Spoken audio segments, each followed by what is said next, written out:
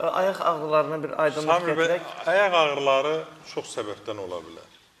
Bunlardan biri, tutaq ki, oynaqda artrit, yəni oranın iltihabı, artroz, sümüyün yeyilməsi, dəyişilməsi, revmatik polartrit, revmatizm və maddələr mübadiləsi nəticəsində yaranan polartrit.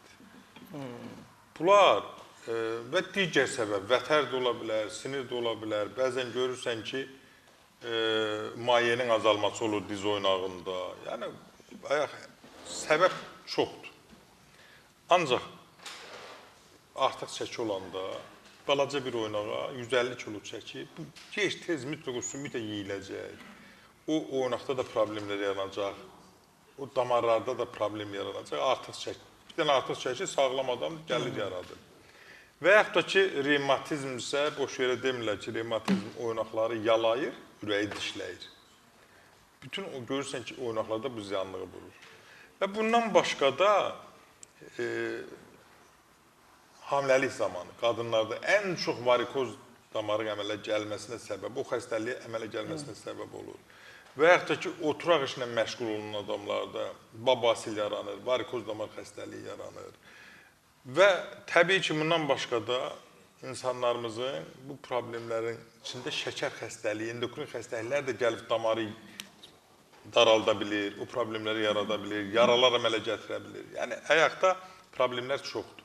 Bundan başqa ürək damar sistemi, bir fil ayağı var. Deyirsən, o vaxtı biz görməmiş deyirlər, filan kəsin nə gözəl qılçası var. Vay, sən demə, bu bəlaymış. Heç nə olmur.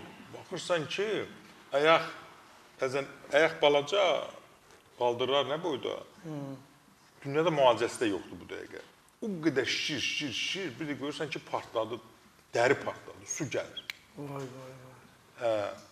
Ancaq təbii ki, ilkin dövrədə xeyli kömək eləyirik. Orada zəli müalicəsi, arıma çox balla kompreslər xeyli kömək eləyir.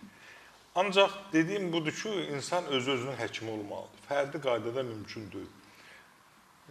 Getmişik, deyirlər ki, Tovuzdan gəlirik bazar günü.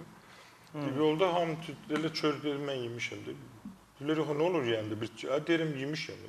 Yəni, insan mütləq tamamını saxlamalı.